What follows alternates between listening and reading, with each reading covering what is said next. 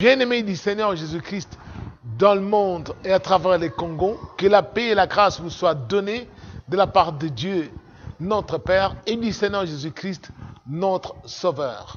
Le Seigneur Jésus-Christ, dont je suis serviteur, m'a confié un message sur l'hospitalité. Mais avant d'écouter ce message, je vous invite à faire avec moi une courte prière. Grand Dieu, merci de nous avoir accordé cette opportunité de venir en ta présence ce matin pour écouter ce message sur l'hospitalité qui est l'un des fruits de l'amour.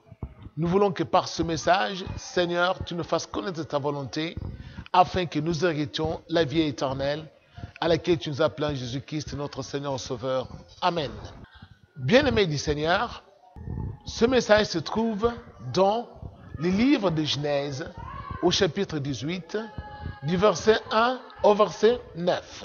L'Éternel lui apparut au chêne de Mamré, tandis qu'il était assis à l'entrée de sa tente pendant la chaleur du jour.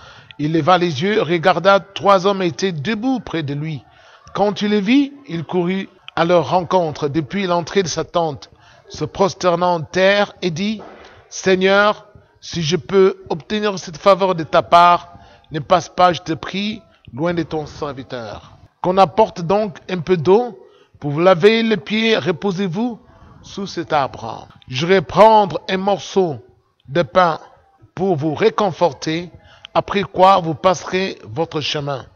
Ainsi vous ne serez pas passé en vain chez votre serviteur. » Ils répondirent, « Oui, fais comme tu l'as dit. » Abraham alla vite dans sa tente vers Sarah et dit, « Vite 3 mesures de fleurs de farine, pétries et fait des gâteaux. » Abraham courut vers le bétail, prit un veau tendre et bon, et le donna à un jeune serviteur qui l'apprêta vite. Il prit ensuite de la crème et du lait avec les veaux qu'on avait apprêtés. Il les mit devant eux, et il s'étend lui-même à leur côté sous l'arbre, et ils mangèrent. Alors ils lui dirent, « Où est ta femme, Sarah ?» Il répondit, « Elle est là, dans la tente. » Bien-aimés du Seigneur, ainsi que nous venons de lire ce passage de la Bible sur Abraham, notre Père dans la foi, Dieu envoie ce message ce matin pour que nous apprenions beaucoup de choses sur l'importance de l'hospitalité. Car l'hospitalité est l'un des fruits de l'amour. Et la différence entre un méchant et un juste consiste en ce que le méchant n'a pas d'amour dans son cœur, à la place de l'amour a de la haine, tandis que le juste, c'est celui qui a de l'amour, et à partir de l'amour, peut exercer aussi l'hospitalité à l'égard de ses semblables. Revenons à notre histoire. Abraham, qui avait cru en Dieu et à qui Dieu avait fait de grandes promesses, de lui donner une grande postérité qui sera au nombre ou plus grande que les étoiles du ciel. Et aussi, Dieu lui avait fait des promesses de le bénir à cause de l'alliance qu'Abraham avait contractée avec le Seigneur. Mais bien aimés du Seigneur, qu'est-ce que nous constatons? Que avant que Abraham n'ait palpé ou n'ait obtenu l'accomplissement des promesses que Dieu lui avait faites, le Seigneur, pour éprouver Abraham, lui est apparu dans la chair. Et quand lui est apparu, Dieu ne lui a pas dit, « Mais voici, c'est moi Dieu, je suis venu te voir. » Non. Plutôt, Dieu avait revêtu le corps humain. Nous lisons clairement qu'Abraham étant assis à l'ombre, c'est alors qu'il vit au-devant de lui 3 hommes qui avaient l'air d'aller au loin, qui étaient en voyage. Et Abraham est accouru, est arrivé là où ils étaient et les a invités à venir chez lui, se reposer pour boire et manger. Voilà cet homme. Assis chez lui, il voit des étrangers passant leur chemin, mais qui avaient l'air d'être des voyageurs. Il accourt et les invite à venir chez lui à manger pour pouvoir étancher leur soif et puis remplir leur ventre pour qu'ils soient rassasiés. Pourquoi? Parce qu'Abraham avait de l'hospitalité. Et grâce à cela, nous avons lu l'histoire, le Seigneur, après avoir mangé et bu, il posa la question à Abraham, où est ta femme? Curieux, non? C'est parce que c'est Sarah qui avait fait la cuisine. Mais elle n'était pas sortie pour saluer les visiteurs. Elle ne s'est même pas donné la peine de sortir pour leur dire bonjour. Elle était toujours cloisonnée dans sa tente. Pourquoi? Parce que Sarah, parmi ses grands défauts, elle n'avait pas les dons d'hospitalité, à la manière de son épouse, qui lui était hospitalier. À partir de cela, nous pouvons constater que le Seigneur avait fait des grandes promesses à Abraham, de lui donner l'enfant tant désiré. Et le Seigneur a dit, voici, ta femme concevra, aura un enfant, et c'est celui-là qui sera ton héritier. Bien-aimé du Seigneur, sans hospitalité, il n'y a pas d'amour. Si nous disons que nous avons de l'amour à l'égard de nos semblables, alors que nous ne sommes pas à mesure d'ouvrir nos portes pour recevoir ceux qui sont dans la détresse, ou sont ceux qui sont défavorisés, ou ceux qui sont considérés comme des misérables, il nous sera difficile de pouvoir approcher la face du Seigneur, ou de contempler sa gloire, ou de voir sa grandeur dans nos vies. Pourquoi? Parce que Dieu, qui est le Dieu d'amour, c'est un Dieu de miséricorde, et c'est un Dieu qui agit aussi dans l'hospitalité. Parce que nous lisons dans la Bible que ceux qui ont exercé l'hospitalité ont hébergé les anges à leur insu et sans le savoir. Pourquoi? Parce qu'ils ne savaient pas que les gens ou les hommes qu'ils hébergeaient étaient des messagers de Dieu. Toute la Bible est remplie d'exemples d'hospitalité. Des gens qui ont exercé l'hospitalité ont vu les merveilles de Dieu. Tenez par exemple Moïse, fuyant Pharaon de l'Égypte, se retrouvait dans le pays des Madian. Là, il n'avait pas de parents, il n'avait personne chez qui habiter, il ne savait pas comment il allait manger, mais il s'est présenté au puits d'eau pour boire. C'est alors qu'il y a eu des filles de Jéthro, un monsieur qui s'appelait Jéthro, qui habitait dans le pays des Madian, qui n'avait que des filles, qui n'avait pas de garçons. Et il a envoyé ses filles puiser l'eau pour abreuver ce brebis. Et c'est là, au puits, que Moïse va rencontrer ses filles. Et ces filles, au retour chez leurs parents, ont fait le rapport. Et le papa Jéthro acceptera ou invitera ses filles à faire venir Moïse dans sa maison. Et à partir de cela, Moïse deviendra le gendre de Jéthro. Vous voyez, bien-aimé du Seigneur. Et c'est ce Moïse qui sera plus tard à la tête de tout un peuple nombreux, le peuple d'Israélites.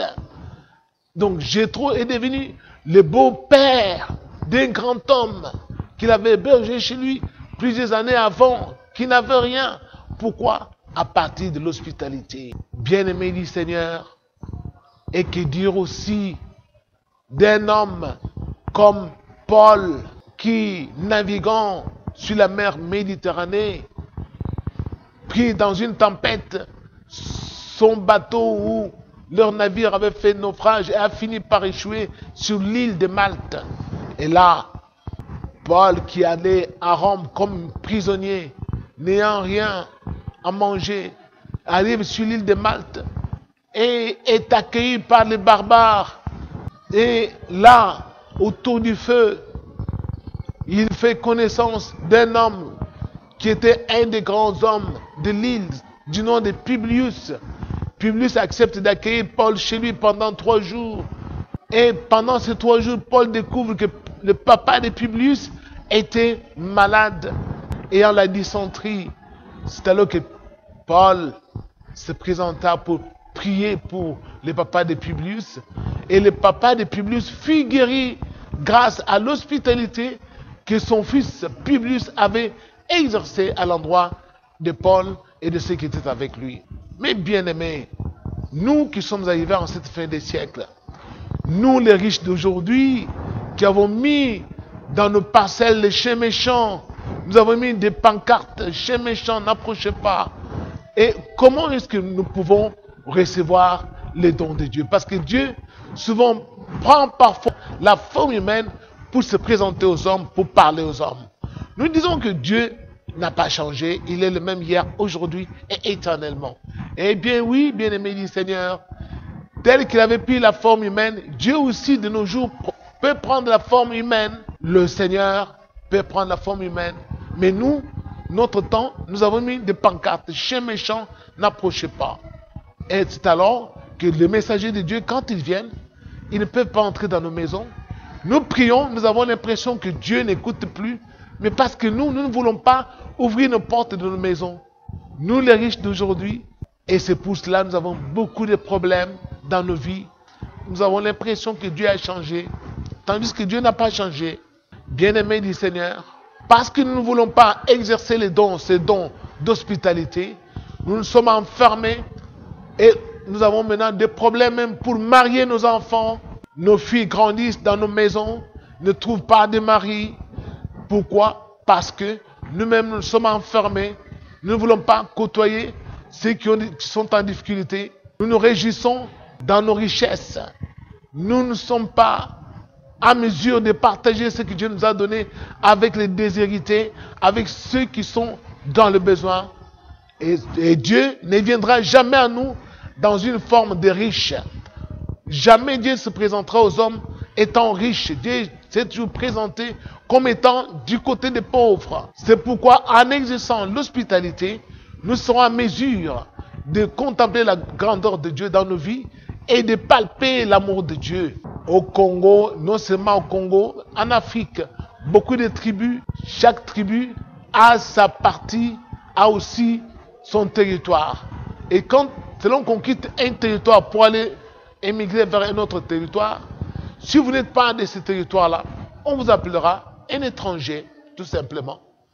Et il sera parfois difficile de vous accueillir parce qu'on va vous considérer comme un étranger. Nous sommes seulement mélangés quand nous nous retrouvons dans des villes. C'est dans les villes où nous sommes une population cosmopolite, où il y a des gens, il y a des brassages de tribus et des clans. Mais dans nos villages, nous sommes différenciés selon nos appartenances ethniques. Faites un voyage à l'intérieur du pays, vous allez découvrir les gens qui se font appeler des étrangers parce qu'ils ne sont pas de telle appartenance ethnique ou tribale. Bien-aimés, souvenez-vous que tous ceux qui ont exercé l'hospitalité sur la terre ont vu la grandeur de Dieu dans leur vie. Par exemple, Lydie, la marchande de pourpre, elle aussi avait reçu Paul dans sa maison. Et à partir de cela, elle a reçu le Saint-Esprit, elle a été sauvée, elle et toute sa famille. Souvenez-vous aussi de Rahab la prostituée, qui fut sauvée lorsque les enfants d'Israël ont fait leur descente à Jéricho pour conquérir la ville de Jéricho. Mais grâce à l'hospitalité de Rahab, cette femme a pu sauver non seulement sa vie, mais a sauvé aussi toute sa famille, parce qu'elle avait hébergé les espions. Bien-aimés du Seigneur, Dieu n'a pas changé. Si nous sommes hospitaliers, si nous pouvons recevoir chez nous les gens qui sont dans nos besoins, si nous pouvons partager les biens que Dieu met à notre disposition, le Seigneur sera avec nous. Il fera les mêmes choses qu'il a faites avec Abraham. Tout ce que nous demandons à Dieu, Dieu peut accepter de nous accorder. Mais Dieu voudrait voir comment nous agissons vis-à-vis de nos semblables. Parce que Dieu est invisible, il est esprit.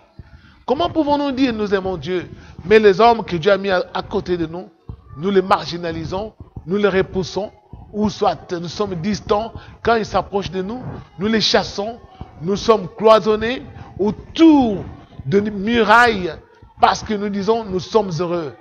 D'où vient qu'en Afrique, quand on est riche, il faut s'entourer d'une muraille autour de la maison.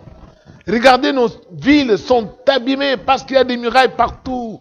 Les gens ne se fréquentent plus parce qu'ils sont barricadés derrière des parcelles entourées de murailles.